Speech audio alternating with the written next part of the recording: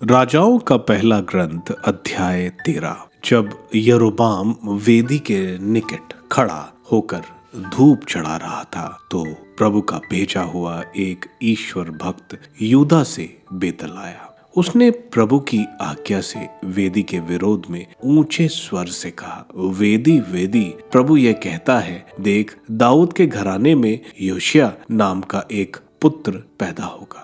वह तुझ पर पहाड़ी पूजा स्थानों के उन याजकों की बलि चढ़ाएगा जो तुझ पर धूप चढ़ाते थे। तुझ पर मनुष्यों की हड्डियां जलाई जाएंगी। ईश्वर भक्त ने उसी दिन यह कहते हुए एक चिन्ह दिया।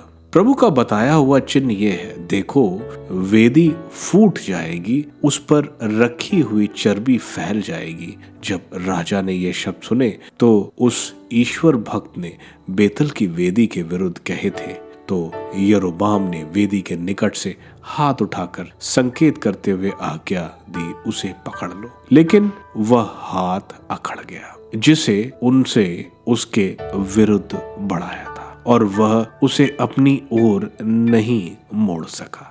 वेदी फट गई और वेदी पर रखी हुई चर्बी फैल गई, जैसा प्रभु की आज्ञा से प्रेरित ईश्वर भक्त ने संकेत दिया था। अब राजा ईश्वर भक्त से निवेदन करने लगा, प्रभु, अपने ईश्वर को शांत करो, मेरे लिए प्रार्थना करो, जिससे मेरा हाथ फिर पहले जैसे हो जाए। इस पर ईश्वर भक्त ने प्रभु से प्रार्थना की और राजा का हाथ अच्छा हो गया। अब वह फिर पहले जैसा हो गया। अब राजा ने ईश्वर भक्त से कहा, मेरे साथ घर आकर भोजन करो, मैं तुम्हें उपहार दूंगा। लेकिन ईश्वर भक्त ने राजा को उत्तर दिया, यदि आप मुझे अपना आधा महल भी दें तो भी मैं आपके साथ नहीं जाऊंगा और ना वहां खाऊंगा पीऊंगा, क्योंकि प्रभु की वाणी द्वारा मुझे ये आज्ञा मिली है कि तुम ना तो खाओगे ना पियोगे और ना उस मार्ग से लौटोगे जिस पर से तुम चलकर आए थे। इसके बाद वह दूसरे मार्ग से चला गया। वह जिस मार्ग से बेतल आया था उससे नहीं लौटा। ईश्वर भक्त और बेतल का नबी। बेतल में एक बूढ़ा नबी रहता था। उसके बेटों ने घर लौटकर उसे वह सब बताया जो ईश्वर भक्त ने उस दिन बेतल में किया और राजा से कहा था। जब उन्होंने अपने पिता को इस प्रकार बताया तब उनके पिता ने उनसे पूछा, वह किस रास्ते से गया है? पुत्रों ने उसे यूदा से आए ईश्वर भक्त के जाने का मार्ग बताया। इस पर उसने अपने पुत्रों को आज्ञा दी, मेरे लिए गधा कसो। गधे के कसे जाने पर वह उस पर सवार हुआ और ईश्वर भक्त के पीछे चल पड़ा। उसने उसे बलूत वृक्ष के नीचे बैठा पाया। वह उससे पूछने लगा, क्या यूदा से आए ईश्वर भक्त तुम ही हो? उसने उत्तर दिया, हाँ, मैं ही हूँ।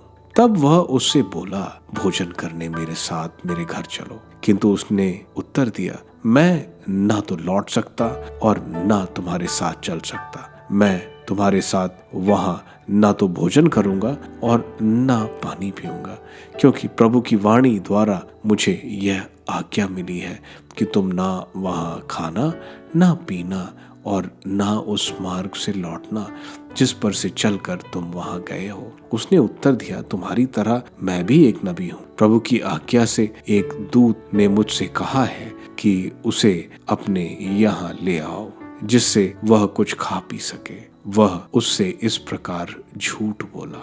तब वह उसके साथ गया और उसके यहाँ खाया पिया। वह भोजन करने बैठ ही रहे थे कि प्रभु की वाणी उस नबी को सुनाई पड़ी जिसे वह ले आया था। उसने यूदा से आए ईश्वर भक्त से कहा, प्रभु का कहना है, तुमने प्रभु की वाणी की अवहेलना की और उस आज्ञा का पालन नहीं किया जो प्रभु तुम्हारे ईश्वर ने तुम्हें दी थी, बल्कि लौट पर तुमने उसी स्थान पर खाया पिया जहां मैंने तुम्हें खाने पीने को मना किया था। इसलिए तुम्हारा शव तुम्हारे पूर्वजों के समाधि स्थान में नहीं दफनाया जाए। ईश्वर भक्त के खाने पीने के बाद वृद्ध नबी ने उस नबी का गधा कसवाया जिसे वह लौटा कर लाया था। फिर वह चला गया। रास्ते में उसे एक सिंह मिला जिसने उसे मार डाला। उसकी लाश रास्ते में पड़ी रही।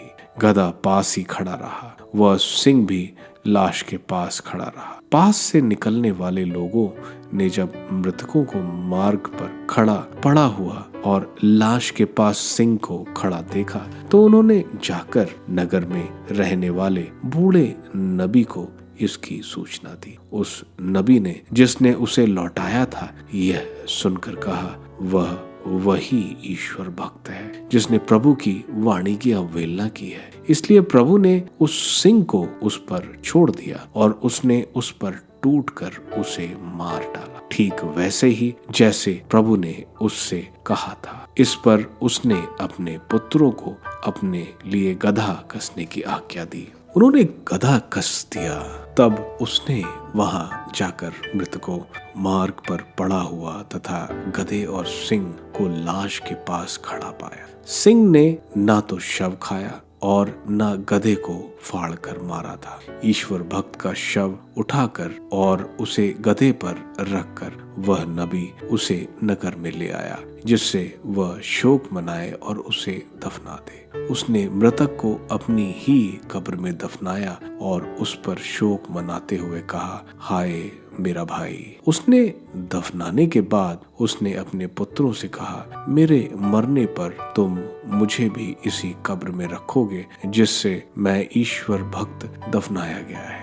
तुम उसकी हड्डियों के पास ही मेरी भी हड्डियां रखोगे, क्योंकि उसने प्रभु की आज्ञा से जो संदेश बेतेल की वेदी की समरिया के नगरों के पहाड़ी पूजा स्थानों पर बने सब मंदिरों के विरुद्ध दिया था वह अवश्य पूर्ण होगा। फिर भी यरोबाम ने अपना पापाचरण नहीं छोड़ा। वह पहाड़ी पूजा स्थानों के लिए जन साधारण में से पुरोहितों को नियुक्त करता जाता था। जो भी चाहता था यरोबाम उसका किसी पहाड़ी पूजा स्थान के पुरोहित के रूप में अभिषेक करता था। यही यरोबाम के घराने के लिए पाप का अवसर बना और यही कारण है कि आगे चलकर उसके राज्य का पतन हुआ और पृथ्वी पर से उसका अस्तित्व मिटा दिया गया।